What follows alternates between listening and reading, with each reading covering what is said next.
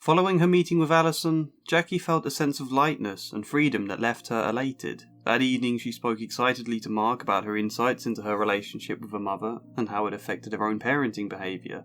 Upon recalling Diane's preschool years, she began to see how some of her early interactions with her daughter had parallels with her current, though much more intense, difficulties with Katie.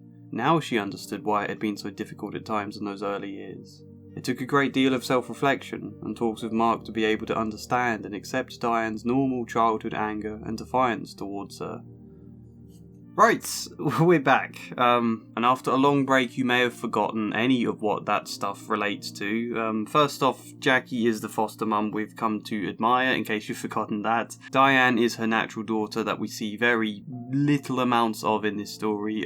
Here is a character list again as a recap. The important thing is you may faintly recall from last time a Thanksgiving incident. Jackie took Katie with the family to a big extended family gathering at Thanksgiving, and it went badly. Jackie was hurt by Katie's behaviour and it left her with blocked care for quite some time. We had a big talk about blocked care then and how incredibly difficult that can make things and how important it is to not tie yourself in even tighter knots out of shame.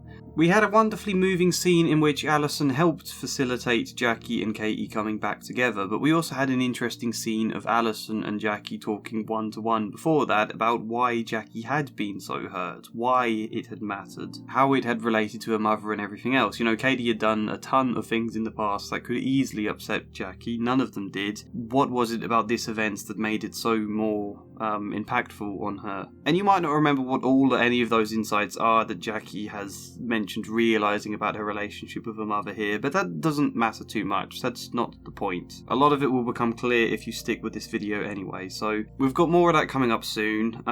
Before we properly start though, I began with that extract I've just read, I think mainly to illustrate Jackie's own ability to reflect. Yes, she had a great insightful session with Allison, but she's also going away and thinking more and talking to Mark and reflecting on a lot incredibly well. I suppose I say that because, I have said this before, but one of the best things about therapy is having someone who can help strengthen your own ability to reflect and process feelings. Ideally reaching a place where you don't need the therapy anymore, and, well yeah, Jackie is great at that. She doesn't need Allison in that sense exactly.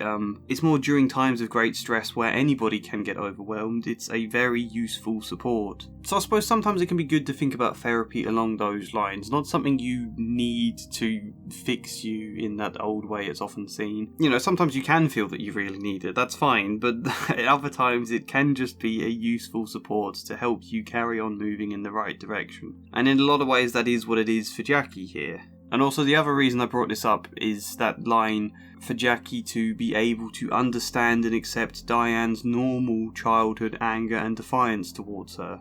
Because it can be normal, arguably healthy and important. It's not always good, no. I think I've talked in videos before about when anger can be destructive and how it isn't always that. And yeah, it can be handled in better or worse ways to some varied extent, but children need to explore defiance, to rebel, to experiment with independence in that way. And also to express anger and hurt and feel like their emotions matter enough to be allowed to express them. And ideally doing so as part of slowly learning how to channel or process them better. It becomes very easy when you get what's seen as a bad kid in Katie to then feel really negative towards any time she gets angry or defiant or whatever, but sometimes it is important. I think it's just good to illustrate that the aim isn't to reach a point where Katie never gets angry or where Katie always does what she's told or any of that. That's when you go into dangerous Dr. Phil territory, and that's when the parents' own projections and hopes and ideas about what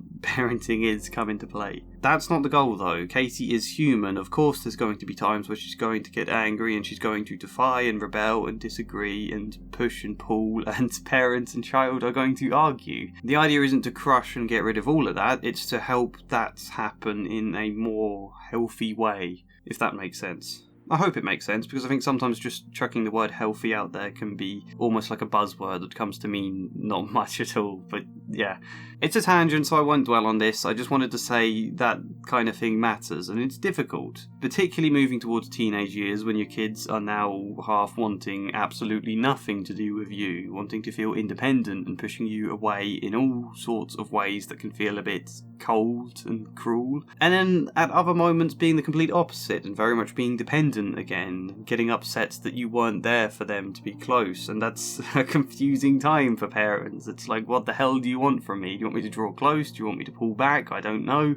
Equally confusing for the kids too, it's worth remembering. This is all a tangent anyway. I hope you enjoyed that. The point is, this episode is, it's probably going to be quite long, but also very isolated. We'll discuss two specific things, and then it will probably end quite abruptly before next time we go back to more of the moving story bits. And the first thing to discuss is following on from Jackie's reflection and all of this stuff I read in the extract there. We get a meeting between Jackie, her mum Sarah, and the therapist Allison. It's a meeting Allison suggested that she facilitate between them to help Jackie better resolve some of these old feelings that are feeding into her work with Katie. I don't know if this would be a common thing to do in these situations, but there is definitely a possible benefit to it that we're going to see, and I think that will be quite obvious. Ordinarily though, these kind of meetings can be really hard with any kind of, group therapy meetings or meetings with the parents and things like that. There's that fear people can have about being ganged up on, being brought in just so that the therapist and this other person can tell you how horrible and damaging you were. That's particularly the case with parents, I suppose. And that would not be an ideal situation. Sometimes it's also what's the child or whoever might be hoping to get from this meeting. They might be thinking, it'd be good to bring my parent in so I can kind of attack them, but the parent is forced to listen because I've got this kind of therapist figure here backing me up and I can say this stuff is true and they can support my arguments. But no, that's not what this is about. And I think these meetings work best when stuff is done beforehand to make sure everyone involved is on the same page about what they're trying to do here, really understands the aim, and aren't kind of going to get sidetracked by little projections and own desires and things there. In general, I think facilitating these kind of meetings can be really, really hard because you do need to help it move towards understanding and not shame. And sometimes in situations like this, particularly with Katie, there is a ton of shame in the air. She feels so much from her past. So much of it she tries to put onto Jackie, and probably to the other kids in the family. It becomes so easy to kind of get lost in that cloud, and that's why facilitating a meeting can be important, The whole meeting is written very well, though, to explain all of this on its own, so mostly we're just going to read the extracts. Let's get going. Thanks so much for coming, Sarah. It was my idea for the meeting, actually, and Jackie agreed after thinking about it for a while. As you might guess, the idea for me to meet you both came after the trouble at your home at Thanksgiving, when Jackie decided that it was best for Katie to leave before finishing dinner. It seemed to me that it was a very difficult experience for you both. I thought it might be helpful if we talked about that a bit, but more importantly, talked about some of the thoughts and worries that it seems to awaken in Jackie. Is what Allison says when Jackie and Sarah arrive. You can hopefully imagine how difficult this can be, because Sarah could instantly be thinking, why are you talking about that Thanksgiving argument to a therapist? That's our private stuff, I'm not part of your foster work. And immediately there could be a feeling of, are they going to attack me as though I've done something harsh and I've parented Jackie bad and it's caused this disagreement that is all my fault. I think ideally you might ease into things a bit more than that big block explanation from Allison, but this is a book that's trying to get to the point, and Sarah's quite good about it in this example. She's fine to talk about it, but she also says that she's long gotten over the disagreement. That Sarah has already realised the fact she doesn't understand what Katie's needs are, that it wasn't right for her to be so upset about the situation. She just got worked up in the heat of the moment, and Jackie also says that she understands too. She understands that Sarah worked hard to try and have a really nice Thanksgiving for all of the family, only for Jackie to abruptly leave halfway through. Of course that's going to have upset her. In a very mature, nice sense, both of them seem to have resolved all of this already. So it's good to remember that that's not the point of this meeting, to help them resolve differences. There's another point. After a short silence, Sarah smiled and said, "Then why are we here? There's a bit of kind of nervous fumbling from Jackie, and she manages eventually to say, Mum, when I was talking about Thanksgiving with Allison, I just became aware of how much I want your approval. How much I want you to think good thoughts about me. How hard it is for me when you disagree with me. Jackie, I do approve of you. Of course I do, you're my daughter. Whatever you do is fine with me. Mum, it often doesn't feel that way to me. What do you mean? I've never criticised you for what you've decided to do in your life. Sarah seemed puzzled and somewhat hurt by what her daughter was telling her. I know you haven't, Mum, but in some ways it seemed to me that you just did not. That I was never quite... that you were more pleased with Jane than you were with me. Oh, Jackie, how could you say that? I've always loved you as much as I loved your sister, and I still do.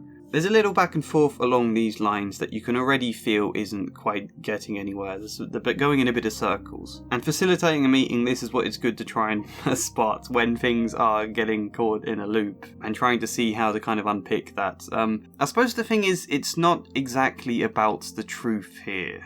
It's about how Jackie felt, whether rightly or wrongly, for whatever reason. Reasons that might not be Sarah's fault whatsoever, you know? It's just trying to explain how she felt as a child, and it's really hard to express this without it coming with some implication of you made me feel that way, I blame you for that, this is your fault. When that isn't really what Jackie's getting at. Sarah, I hear your distress. I can understand why you so much want to reassure her that you did not have those thoughts, that you were not disappointed in her. I wasn't. Sarah, would you be able, if it would help your daughter, to not reassure her right now? Right now, just try to imagine what her experience must have been. How hard her experience must have been if she often thought you were disappointed in her. Whether or not you actually were is not what we are trying to be aware of right now, but rather that's what she thought at the time. But I know we are asking something hard. If she thought that you were disappointed? Sarah sat motionless, at first stunned, tense, troubled. Then she looked into Jackie's eyes and saw her daughter's tears. She wanted to say that it wasn't so. She did accept her. And then she heard Allison's voice in her mind again. Sarah reached out and took her daughter's hand. I'm sorry. I didn't know you felt that way. I'm so sorry. Thanks, Mum. Jackie became anxious for her mum, for herself. I don't feel that way now. Allison quietly joins the dialogue. Jackie, your mum is really, really with you now in the pain that you felt for so long. Let her help you with it. It is not too hard for her. Let her be there for you now. Jackie and Sarah silently stared at each other, both now crying, and they embraced. Sometimes children misunderstand. I very, very much thought that I was always the least favourite child growing up. I probably do still think I'm the least favourite child deep down somewhere. But whether or not it's true isn't actually the point, just that it's what this little kid's version of me felt, you know? That's just what I happened to carry around in my heart for years, and how difficult that was at the time for me. That's the thing. Not that, Jackie, you shouldn't have felt that because it isn't true, but goddamn, if that is what you thought back then, damn, that must have been hard. That must have really hurt if it felt like I loved you less. I'm sorry you had to struggle with that, especially when I never even knew. That kind of thing, you know? It rarely gets said in such perfect words and so concisely as we obviously get here, but it's about empathy for the things, for how things were felt. We then go further. Neither Sarah nor Jackie want to. Jackie is very uncomfortable that bringing up all of this old stuff is upsetting her mum, and you can feel that. That's why it's also good for Allison to keep encouraging, because Jackie might want to kind of backtrack on the point, you know? But with encouragement, she explains deeper. I know at times I wasn't the easiest kid to raise, and I do know that Jane really did not make the mistakes I made. I know that. What was hardest for me, Mum, I think, is that sometimes I thought that you thought I was selfish, that you were more disappointed in what you thought was my reason for doing something wrong than in what I actually did. I really did, that you thought I was selfish. And then sometimes I so much wished that I were Jane, or like Jane, and other times I hated her. You didn't seem to think she was selfish, just me. And then I hated myself. The fact Sarah at this point is now genuinely listening with empathy encourages Jackie to go a step further. Mum, I never hated you, and I know that you didn't hate me. It was just that you were a bit disappointed with me. And I often thought that I would never be as special to you as Jane is. Oh, honey. Sarah started to move towards Jackie. Please, Mum, this is so hard, but I need to finish. On Thanksgiving, I disappointed you again. And I hated myself again. And this time I hated Katie too. I again caused you to be unhappy, and, Mum, right now I feel I might be disappointing you again by telling you all of these things, by being selfish, by bothering you about things I should have let go of years ago, that I'm only considering me, and not realising that you did the best you could. I cannot imagine how terrifying it would be to say these kind of things to your parents, especially when ordinarily it's very hard to be this clear and eloquent in your speech. You're bound to fumble and things, and that might make it harder for them to follow, and it would be scary. Perhaps even more so the fact that Sarah is actually listening and taking it in. It makes you feel like you're stabbing her straight in the heart with this stuff. Equally, I think when therapists say it's not about blaming anyone, they don't say that because it's some stock phrase meant to put people at ease. They really mean it. Blame isn't the point. Just understanding how each other felt and then having care for that and trying to look forwards, I suppose. You know what the mind-blowing thing is? The thing you just simply do not imagine until a proper conversation like this takes place. Your parents, a good percentage of the time, understand exactly how you feel because they went through the same thing. It happens more than you think. Sarah knows exactly how Jackie feels. Honey, I have never been so proud of you as I am now. You have the courage, Sarah began to cry. You have the courage that I never had to tell my mother. And my feelings were so much like yours. I was convinced that I was never good enough. I was convinced that I was selfish. I was never able to tell her. And you did. And you are... And I'm just so proud of who you are. Who you have become. I am so lucky to be able to call you my daughter. It's very moving, isn't it? Again, I don't think ordinarily people have such perfect reactions as this. People find it hard to express. So it isn't as concise and well explained as we get in a book trying to educate this with a good example. But yeah, this kind of thing can happen if you can find a way to bypass the shame in these kind of conversations and speak to your parents about how things felt. And they can listen. And that can be hard, because I think the idea of saying, this is how it felt for me, is a phrase that can easily become weaponized, and people can easily see as being weaponized, even when it might not be. So it is hard to kind of bypass that shame. But if you can reach a situation where they can listen, how amazing this kind of conversation would feel. And Sarah is right, it is absolutely something to be proud of. Reaching out like that without attacking or shaming is super powerful, and that's where that short chapter about Sarah ends. It ends quite abruptly, I think, here as well. And I suppose I could talk about it more, but I'd like to move on because this is not where the video ends. We're going to zip to something else short that makes more sense to tack on here than to have it as its own kind of standalone thing, or as tacked onto the next episode. Because if the next episode is the one I think it's going to be, then that's going to be a great read. For now, we've got something more isolated and more practical, I suppose. Let's discuss the future.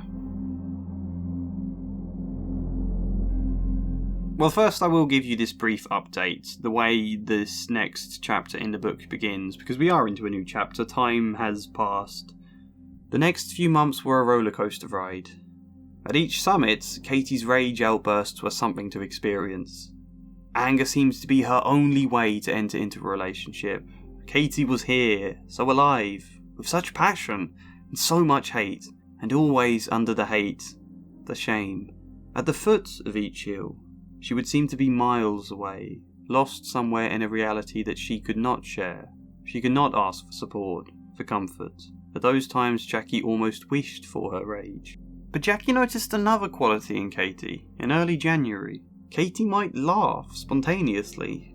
and begin to enjoy talking with Jackie and Mark. There was a genuineness to her interactions that had never before been evident. She seemed to be able to briefly recreate how she was during mum time, outside of those structured times. At these times, she did not convey her usual obsessive and controlling qualities. Katie seemed to be an ordinary kid at these moments. Jackie did not mention these observations to her. Often they would end suddenly, with Katie saying or doing something that was certain to cause a break in any comfortable emotional reciprocity in their time together.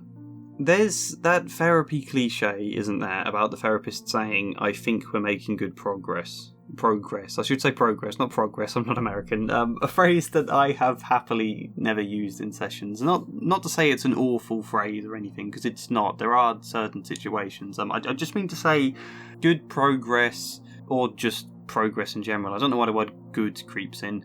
Progress is rarely straightforward. Katie is up and down like a roller coaster between anger and total distance, with occasional glimpses now of connection. Often this is what development looks like, but you also can't allow yourself to get too hopeful about it, and you don't want to be putting praise on Katie about it. This new form of connection is still strange and a bit uncomfortable to Katie. If you spotlight it too much, the strangeness will become even more evident, and she then might draw away. There's a section later in this chapter, actually, where Allison's talking about something fairly similar to Stephen, who is the caseworker, if you've forgotten, and she says, "Showing a kid how special she is and being interested in how she is learning and the way she is discovering to manage life goes a lot further in fostering her development than making comments such as 'good girl.'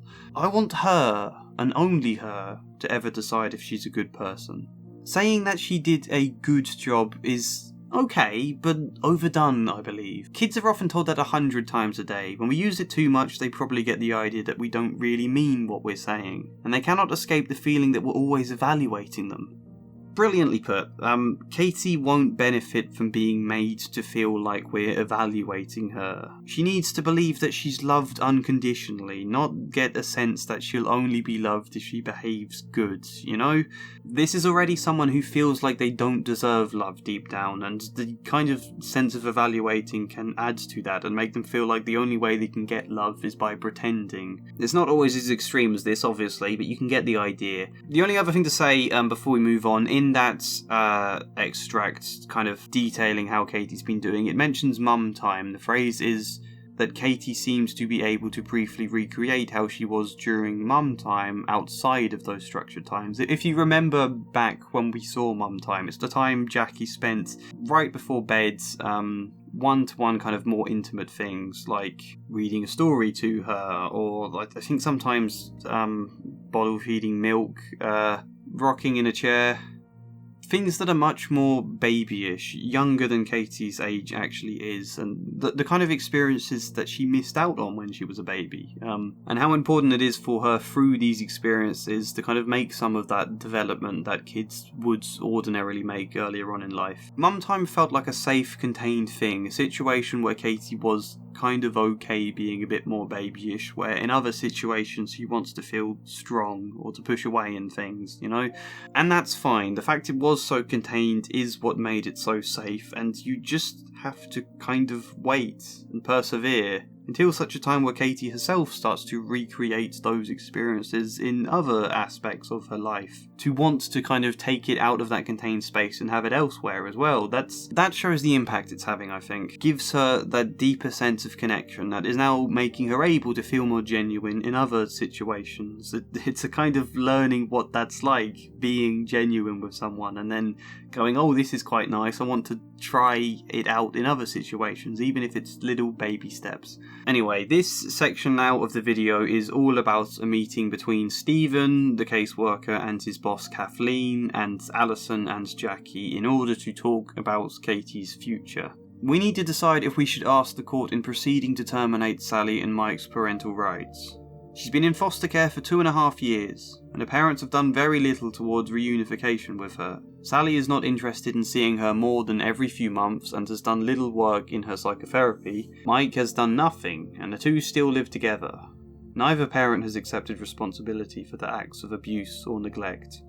Sadly, sometimes people just don't change. I've talked a lot recently about Ted Lasso and how wonderful that is as a show, and it illustrates many real examples where people do change, but sometimes as much as you might want them to, they don't, and there's not much you can then do about that. And it's sad. We don't see much of Sally and Mike in this book, but we also don't need to. It's kind of not the point. To be honest, it's pretty cut and dry. Not only have her biological parents not changed, when a lot of change would be required, but Katie is also an incredibly difficult child who needs a very supportive, good family, else any progress that she's just starting to make now could be undone in the future. Of course she can't go back to her parents. The difficulty, however, is that Katie can't just stay in foster care forever. As Kathleen points out, the court will be asking if Katie is adoptable. If we cannot say that we can successfully place her for adoption, I doubt the judge will terminate her parents' right. The court does not like to make legal orphans, no matter how improbable that she'll have a meaningful relationship with her parents. So there's the issue. She can't stay in foster care forever. Not just because it might feel like a limbo, because Katie has already expressed feelings that Jackie only loves her because she's paid to, how generally uncertain it might be to not have some idea of what her future is going to look like, but also the legality, I suppose. Placing her for adoption is obviously a much better solution than Sally and Mike, however Katie also isn't ready for adoption. She's only just starting to get close to Jackie, and emphasis on only just. Imagine what would happen if she was taken away now. It would set back everything and confirm 100 times over to her that you shouldn't get close to people because it will end in pain. Look, there's no point me getting into the legal complexities that I won't understand anyway. I barely know how this stuff works here, let alone in America during the 90s. The first obvious suggestion is that Jackie adopts Katie. Kathleen asks her if she will, to which Jackie says, "The idea has crossed my mind a number of times. The thought of getting Katie to trust me, and then telling her that she's going to be adopted by someone else, sure doesn't feel good. I had the same situation with Gabe. Gabe is the previous foster child she worked with, if you've forgotten. Someone who was quite similar to Katie, though a bit less extreme. I cried a lot before deciding I could not adopt him. The main reason is that I truly want to continue my work as a foster parent who can help these troubled kids really learn about maternal love. I think I'd like to do it another 20 years or so, which means I could help another 10 or 15 kids. I couldn't do that if I had adopted Gabe. If I had, I wouldn't be working with Katie now." It kind of makes your heart sink, doesn't it? You just think, no, adopt her. I can't bear the thought of Katie being sent to someone else. This must be similar to how people that like romance novels feel about desperately wanting the two characters to finally get together. It's that sort of feeling, I think. And yet, logically, Jackie is right. Katie is just one of many, many very real kids out there who need help. Few people, certainly in the early 90s, were equipped to really help them as well as Jackie does here. There are so many that deserve help.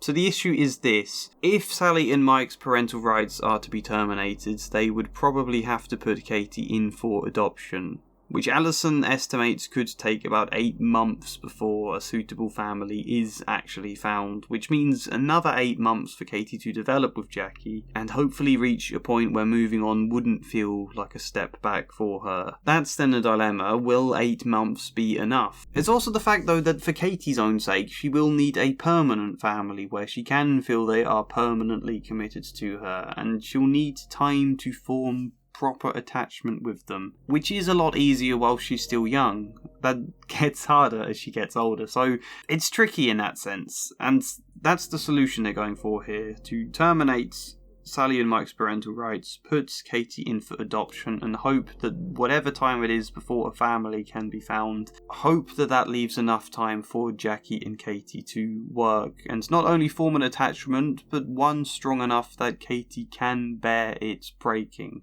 That a time with Jackie can come to an end without it feeling like proof Katie should never trust anyone again. More instead like a sad, yes, yet natural thing that she can endure, and an attachment she can then replicate in future relationships, such as with her new parents. Take the example of Gade. When he learned he wasn't going to live with Jackie forever, that he was being put in for adoption, he cried and screamed for days. But this was healthy grief over his anticipated loss of the first person he'd ever trusted. Yet, throughout the grieving, he was able to turn to Jackie for comfort. He did not retreat into his life prior to secure attachments. He did not lose his trust for Jackie. He knew that she still loved him and wanted what was best for him. That's not an easy thing for a kid like Gabe to do, but it's wonderful.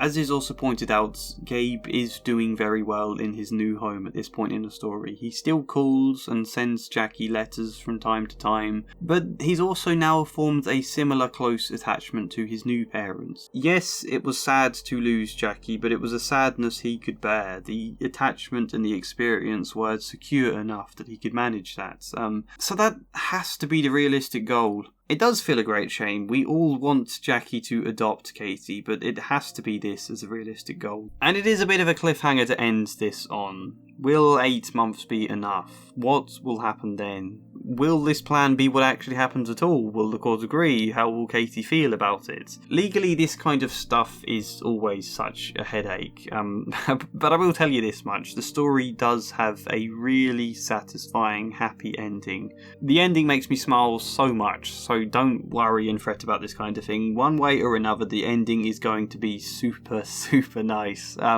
But we've still got a long way to go before then, so look out for the next video. Thank you for watching. I hope you got something from this. I hope it wasn't too isolated and abrupt an ending.